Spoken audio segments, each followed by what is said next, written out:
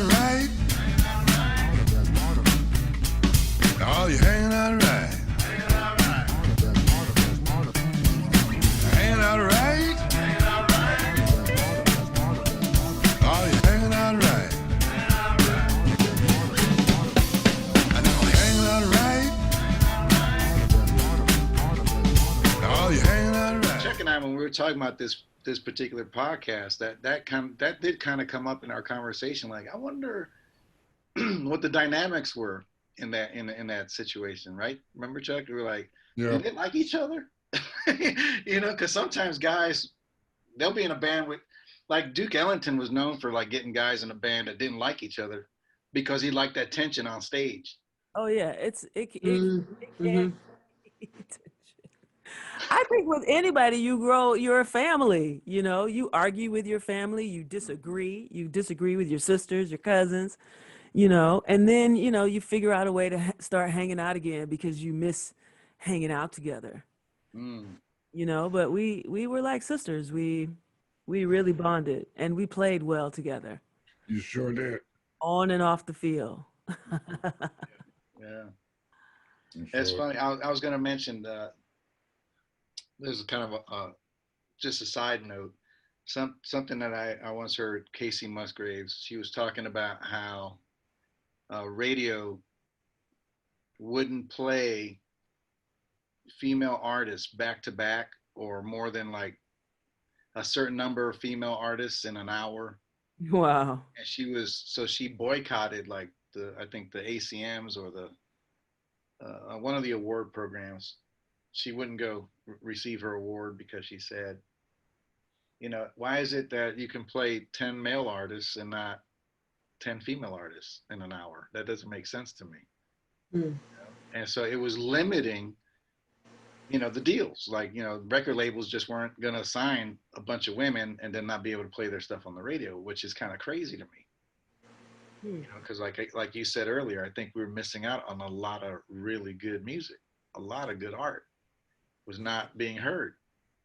But thank God we have the internet because it kind of democratizes that whole deal now. And people can get their stuff heard. What do you think is something that we as an industry, besides, you know, getting more women in executive positions, could we do to make a positive impact on gender equity? I think we can make accountability a part of the culture in the industry because there's no accountability. Wow. By the people who are abusing their power. Yeah. And nobody holds them to account. If you're in a room with someone who is completely disrespecting somebody else, then step in and stop that from happening. Make sure it's not part of the culture of where you are, and do that immediately when you first see it. Hold on, we don't really do that around here. Right. I'll be cool. Like, you know, do it in a way where you're communicating to somebody else in an effective way, in a love language of some sort that, yo, this isn't cool. And this isn't the vibe that we're trying to bring into this room, into this situation. It needs to be a safe space for everybody. Yeah, that's good. And it's okay to say that. Yeah, say it. Put it out there immediately. Immediately, yep. Yeah, I think that there needs to be a culture of that in this industry. We all, you know, we play music for a living. Right. Yeah. I always talk about my friends in New York. My New York friends are upfront, to the point, almost immediately. I mean, there's no guessing about my New York buddies. But in Hollywood, you got to guess. You know, I found, you know, so on the West Coast, you got to guess. Because someone is not always upfront. You can feel it in New York. So right on, New York City. Right, baby. That's right. Yeah, Texas is a lot like New York. I mean, Texas is a lot like LA in that we've been bred to be polite and to a detriment even. When you shouldn't be polite sometimes. You should speak, you know, and speak what's right. that's the key. I'm from the South too, so Yeah. I am very polite. I believe I'm super polite, but I know how to. I know where to draw the line and let somebody know. Listen, hold on now. Yeah. I'm gonna say please and thank you and may I. You know, I'm gonna be nice, but I'm not gonna let you walk all over me. Period. Hmm. Yeah. Or Yeah. disrespect to my face, Oh, yeah. calling it out. That goes right to the theme of our conversation. R.E.S.P.E.C.T. You know, I'm a kind of a word freak, for lack of a better word. And so I like knowing what I still think words have meaning, even though we live in a world where kind of people like to blur meanings and everything's gray. Hmm. But I do believe words have meaning. And as a songwriter, both of you and Chuck, you know, we use words to communicate, so they have to have some meaning. And when I think of the word respect, and when you look at where that word comes from, you know, like any word that has those letters in it, S-P-E-C-T, any word like that has in its meaning the idea of looking. So when I say spectacle or spectator or respect, I'm talking about looking. And so when you say you respect someone, you're treating them in such a way that you're letting them know that you really want to see them again. And when you disrespect someone, in essence, what you're doing is treating them in a way that you're letting them know, I don't care if I ever see you again. That's disrespect, you know? And so this goes back to kind of I think the theme that we're seeing emerge here, and that is kindness has a lot to do with respect. Yeah, I think that's good. Yeah. You know, something that since Ruth Bader Ginsburg just passed, here's a quote by her, and I want to get your thoughts. Um, she said one time that it helps sometimes to be a little deaf. When a thoughtless or unkind word is spoken, best tune it out. Reacting in anger or annoyance will not advance one's ability to persuade. And something you said a few minutes ago, Divinity, was when you go out into the world, you already know. Somebody might do or say something, and you can't be so oversensitive that every time somebody says something, you're going to jump down their throat, because that doesn't help your case. But if you're able to address them with kindness and respect, and let them know, hey, that's not okay. And like you said, that's not the kind of energy we're trying to have here. Mm-hmm. I think that's wise. I think that's wise. Yeah. I was gonna say something about your seeing that respect Yeah, is almost like giving somebody a second look. I see you, yeah, respect you. I'm seeing you. I'm acknowledging you. And disrespecting somebody is like I don't even see you. right. It's like the ultimate diss. I don't. Mm, You're not even acknowledgeable. Mm-hmm. wow, So that's yeah. good. It's a different perspective. I like it. I mean, it's very interesting and so true. Yeah. And Chuck, you know, something I want to ask you, dude. You know, being the wise sort of uncle of all the musicians that I know, everybody looks up to Chuck.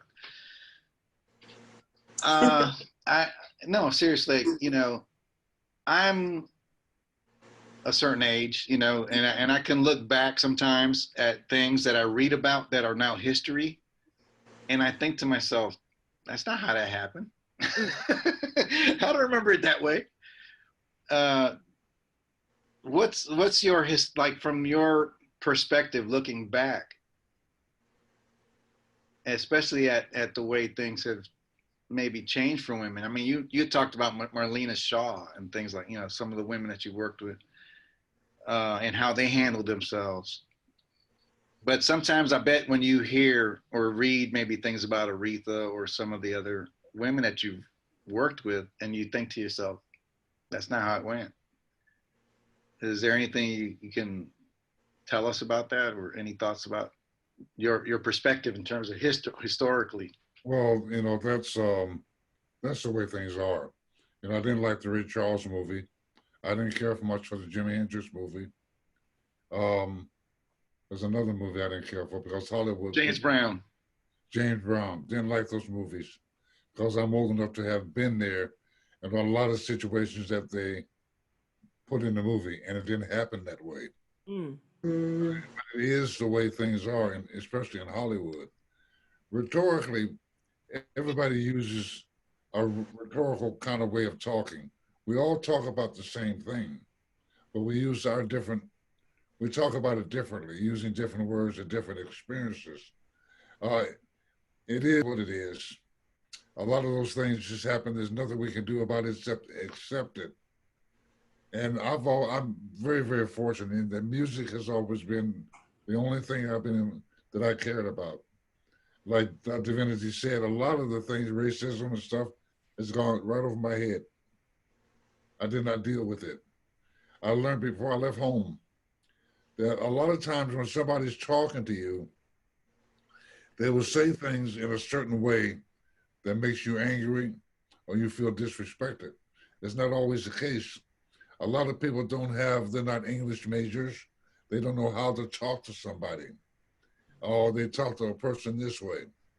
I always definitely defend Walter Becker and Donald Fagen. And a lot of people say a lot of negative things about their character and their personality. They don't listen to the music that they wrote. And just because a person doesn't satisfy you when they're talking to you or asking you to do a particular thing, it can be taken different kind of ways if you take it personally. But I learned real quick in my career before I left home, don't always take negative things that seem negative personal. Sometimes they are, but sometimes the person just does not know how to say what they want to say, whatever the case may be. So when it comes to Hollywood and these movies,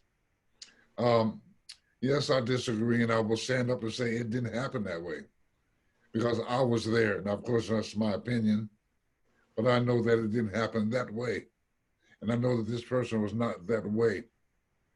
It was deplorable the way they depicted Jimi Hendrix in his movie. And I knew Jimmy personally, and I played in a band with him, and he was nothing like that at all. Never arrogant, never braggedy. He was another kind of guy. And any of us that are still alive that played with him will tell you the same thing. You know, so when I look at things that didn't happen the way I thought they happened, I have to just let it go because it was personal. I heard it this way. I felt that he or she could have said it this way or blah, blah, blah. And that's what caused the band to break up, or that's, whatever the case may be. But in taking things personal, also too, I'll add to this, a lot of recordings that I've done that I thought would be smash hits. The music was, I never heard of them. You never heard it after we left the studio. And there were several recordings that I've done that I thought were not good at all. Big successes. So I learned. Just give us an example, man. Tell me one that you thought was never going to make it. That's almost like asking me to play something. Play Brick House. But you know what I'm saying. You know what I'm trying to say. We're not always right. You know, sometimes I've been wrong a lot of times. I've been right a lot of times too, but I found the best way for me to do is to enjoy playing the project, getting paid, and trusting that it gets a high market, a high market exposure. But other than that, just to be happy that they asked me to come play the bass because I love music. So I learned, I wouldn't say the hard way, but I did basically learn how not to take it personal and not to have an opinion because I can't control.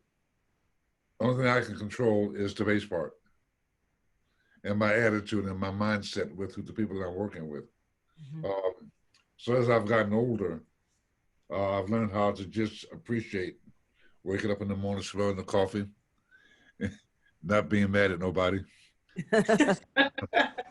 um, and nothing hurting, Yeah.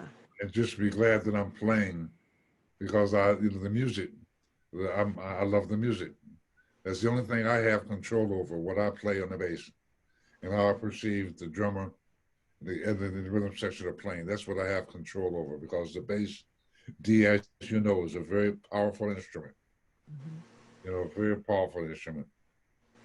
And so I hope I answered your question about that. It's just that there's nothing you can do about things that were said that were not true because it happens all the time. We read things, we read someone's bio, and we read it. Wait a minute, he didn't do that, or it didn't happen that way. Especially if you were there. You know, a lot of times you can't count on someone else's storyline about something because they're telling you what they see, what they feel. So no matter how you look at it, it's almost a new point of view. Other than when I go to work for somebody, I'm working for them. I want to do the best I can as a bass player, and to keep things quiet, not quiet, but keep things to a place to where they can talk to me, even if they're asking me to do something that I don't know how to do or I can't do, or something. I never refuse anything. I will try and do what it is, and if they're waking up in the morning smelling the coffee, they can see that I can't do that, or I'm not that kind of a person. It has not really happened that much for me. And I've always called for what I did yesterday. So they kind of know what kind of person I am. And so when I get having an opinion about things, all I could do is advise when asked, give advice to someone who's trying to struggle through the beginning portions of their career. I hate to be asked, what should I charge, Chuck? I have so and so and so and so and so and so. That's like asking me, how should I act on this date? You know, like, when should I kiss her? Or should I kiss her? Or the blah, blah. A lot of things are personal. So, John, you know I'm long-winded, so stop me. Did I answer that question? Yes, man. I mean that's what I want to hear. I mean, because like I said, I mean I'm younger than you, but I have been around the sun a few times, and Yes, you have. enough to see that a lot of times the narrative that's out there isn't necessarily true to fact. Mhm. And so I just was interested to see what your thoughts were as far as women's growth in the industry and their impact on the industry, since that's kind of the topic. Have you seen it? And I think you already answered it. You've seen it change. You've seen it that things are changing, and I think the playing field is leveling off a bit. But so I'll ask the Divinity and Jennifer. Do you think the music industry maybe has a little bit more equity in it, equality in it than maybe some other industries? I mean, I just like listening to you guys. Like, I mean, you guys have been in the show. I mean, y'all been the highest of the high. It's like it's the best you can be as far as I'm. Maybe that's not the way I want to say it, but I mean, as far as like getting to where you want to go, you guys have, Yeah, but all right. So Jennifer, I'm gonna because I may edit this out, but what you just said anyway. We've all been in the trenches, and we all been paying dues. I mean, no matter what the show is, whatever the show is, because we've all been on those big stages, or did the big record, or did the video, whatever. But after that, you're still back to the grind. Exactly. You always trying to climb. You Yeah, always so climbing. You are as good as the last gig you did. And that gig, like right now, that gig don't matter because I'm sitting at the crib. thank You you. know what I mean?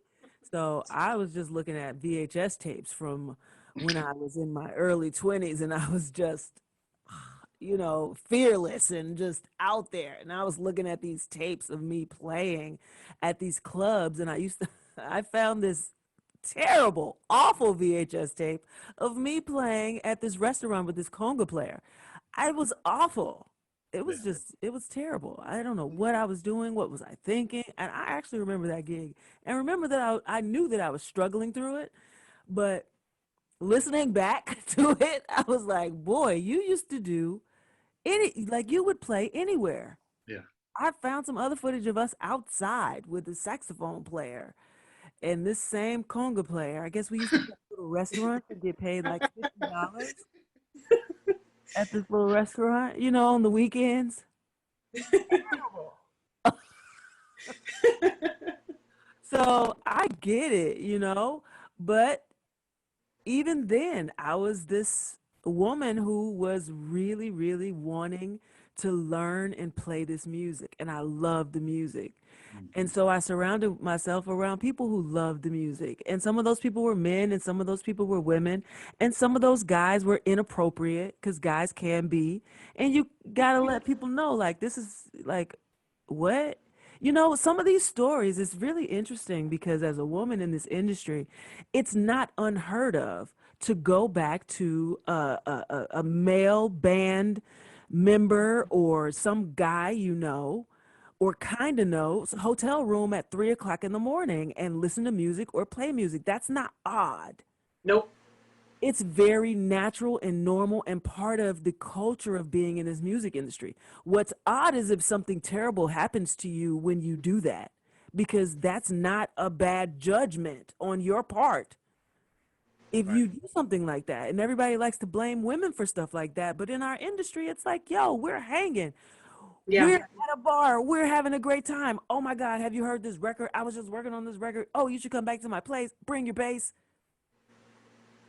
We're wasted or whatever, and we're like, we're gonna go make some music because that's what we do, because that's what we love, and we always want to have an opportunity to do that.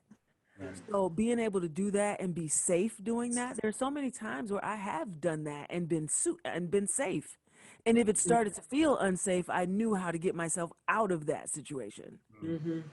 You know, because there have been times when it felt like, oh yeah, this was not what I thought it was gonna be. I came over here because I thought we was about to make some music. I don't know what you thought. Hell no. I'm about to go. You know, like you just gotta be like that. You know, it's interesting. I was working at this camp, the Willie Mae girls camp, music rock. I think it's like rock camp for girls, rock music camp. And I was teaching this songwriting class, songwriting and production. And when I asked these girls, they were like 12 to 14, I believe. I asked them, what did they want to write a song about? And to make a long story short, we ended up creating this song called I'm Not Pray for You. Because at 12 to 14 years old, these little girls had dealt with so much sexual harassment on the street of New York City, just walking to school or walking to a store or walking the street with your friend, hanging out, going to a park, had so many inappropriate things said to them or gestures made at them as little girls that they needed to write a song about it and express how it made them feel. But then I started thinking about it. We've been dealing with that since we were kids. As soon as we start looking like women, though we are not women, our bodies change and make us look like women when we're still kids. And people disrespect that and take advantage of that. And they're predators, basically, you know? So these little girls, I'm not pray for you. So it's like you learn how to navigate this world as a woman, period. You know, you learn how to navigate this world as a black woman, period. People say and do disrespectful shit all the time. And you kind of, you know, either you're going to fight every fight or you're going to fight the big fight. You got to choose your battles, you know. And I'm out here to fight the big fight. I don't have time for these little incidences. these microaggressions. Yes, they do bother me. And every now and again, I might go off. But for the most part, I ignore them because I know that there's a bigger goal. There is a bigger purpose. I don't need to be out here in these streets fighting somebody for saying something stupid to me. What I need to do is get behind a microphone and a bass guitar and go out and affect the world with my voice. Yeah. That's good. Well, I'll Well say said. this, you certainly do that. Yes, Yes. definitely. Indeed. Both of you do. Both of you. What, And, what an inspiration. and absolutely. And Jen, going back to what you had just said, you know, I, Ed Soph, he was a professor at UNT, jazz drummer. Mm-hmm. He did Awesome. he did one of the greatest favors for me one time. I went to UNT to take a lesson with him, and I was considering going for a master's in jazz studies. Mm-hmm. So he said, "Well, come on in. Let me check you out." So I start playing. He said, "Play me something." I just started playing. He stopped me and he said, "Are you gigging?" And I said, "Yeah." He said, "What the hell are you doing here?" I said, "Well, I thought maybe I'd come do a master's in jazz." He said, "You're already out there making money and gigging, and these guys are in here trying to learn how to do what you're already doing. Why you want to, are you planning to be a professor?" I said, "Well, no." He said, "Then go out there and keep gigging.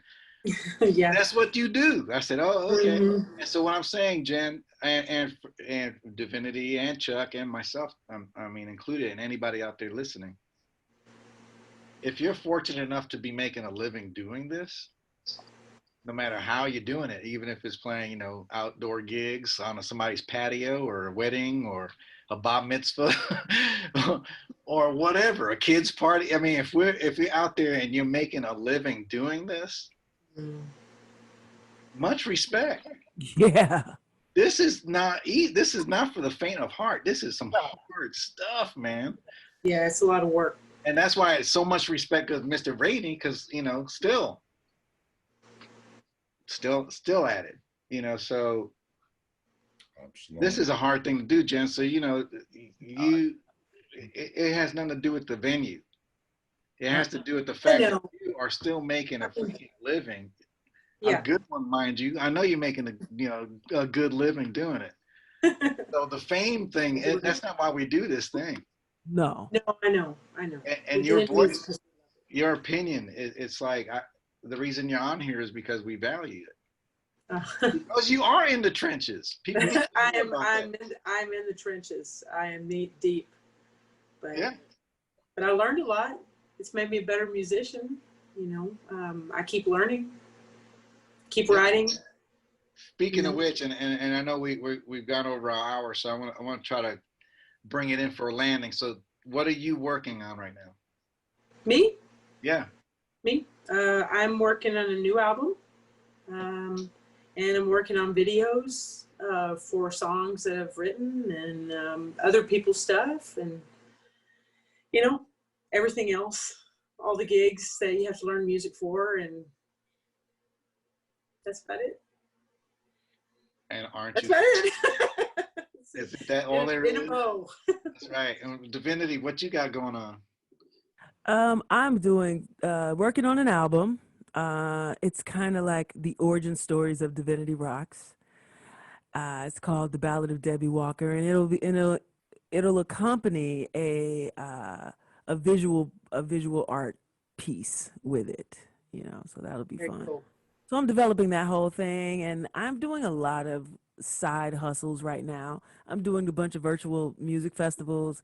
I am teaching songwriting at the Vocal Workout School. I'm writing children's music and performing children's music and licensing children's music because I love that space. It allows me to be the kid that's still inside of me that wants to always be out playing and singing and hanging out, staying young forever. I'm doing voiceover work, which is fun and challenging. Yeah, and just kind of laying low, but That doesn't sound like you're laying low. laying low with a full, Yeah, exactly but with a full schedule. it is, but So I try to, try to be cool and be. dig it. So so if people want to get in contact with either of you, how do they do it? Go ahead. Oh, I've got a website, jenniferperryman.com, and my Facebook page, just Jennifer Perryman or Jennifer Perryman Music. Wow. And you, Divinity? You can go to divinityroxx.com. I've been to your Two website. X's, right? Awesome. Oh, cool. Thank you. Yeah. divinityroxx.com. I'm on Instagram at DiviRoxx and Twitter at DiviRoxx, Facebook, Divinity Roxx. Yeah, check me out. I'm working on a bunch of different stuff. I released an album in 2016 that I still love very much. So everybody should listen to it. It's called I'm Possible. It won the Independent Music Awards. What was it? The Best Spoken Word Album of the Year. Oh, that's awesome. Yeah. Wow. Yeah, that's awesome. Jen, you forgot to mention your LemonadeTV thing. Several of us are doing, did a show for the Texas Music Project. It's kind of a concert series that they're starting. And we're kind of showcasing this new technology, not new technology. Would you say new technology? No, it's binaural tech. It's been around for a little bit, but yeah. Yeah. But maybe a new company that's trying to get their name out there and stuff. So that concert's going to happen. And I do pretty much monthly concerts with a guy named Rob Wexler, who is a fantastic musician here in Dallas, and a great engineer. And we do duo stuff, and we'll do a combination of covers and originals. Mm-hmm. Kind of a different thing. And It's really good. It's really good. It's on your Facebook page, right? yeah, I put them up, and then Rob's his thing is called Sonic Discretion, and all the videos are up there. So we just really making good. some music. Really good. So, Chuck, any last words? Oh, it's a pleasure to meet you, Jennifer. You too, Chuck. Yeah. And Dee, it's always great to see you. Good to see you. Both you ladies press on with a smile, because like we do need you. And I was very sincere about what I said. I've always been into women musicians. It's natural for me. I didn't mention my father's side, but a lot of women in my life, and you watch how they run their home and how they do this and how they speak, how they touch you, especially from my mother, my grandmother, and my great-grandmother. Nothing like grandma's hands. And her food. What? Oh yeah. So Grandmothers know how to cook. What? They do. but it was great talking to both of you. Both of you. Jennifer, I'm looking forward to meeting you personally here soon. Absolutely, that'd be great. Oh, And nice to meet you, Divinity. Very nice to meet you. I'm going to check out your music. I can't wait. uh-huh. I would be honored. Well, you know how to get a hold of each other now. So, well, thanks everybody. Thank you, Jennifer. Thank you, Divinity, and of course, Thank you, Chuck. my Thank you, awesome, guys. It's really nice talking to all of you. Yeah. awesome partner in crime, Mr. Rainey. Thank you for inviting Divinity and having Jen with us. That's my girl. That's my girl. That's my sister. So thank you guys, and again, keep watching, hanging out right. We got some more stuff coming up soon, and I hope we one day maybe all of us will be making some music together. That'd be fun. All right. Yeah. All right, y'all. Well, Later. take care. God bless. I think with anybody, you're a family. You argue with your family. Oh, yeah.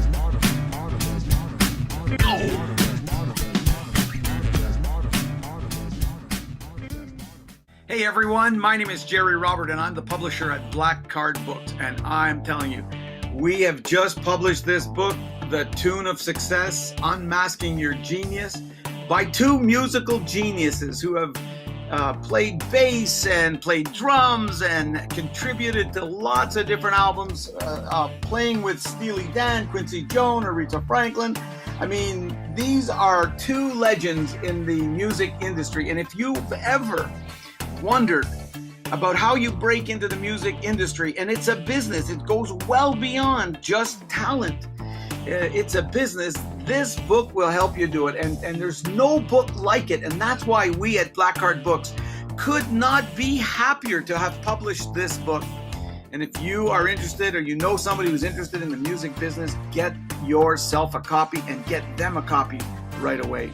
Guys, we are all excited about this. We know this is going to become an international bestseller, and it's going to help a lot of people go to the next level in the music business.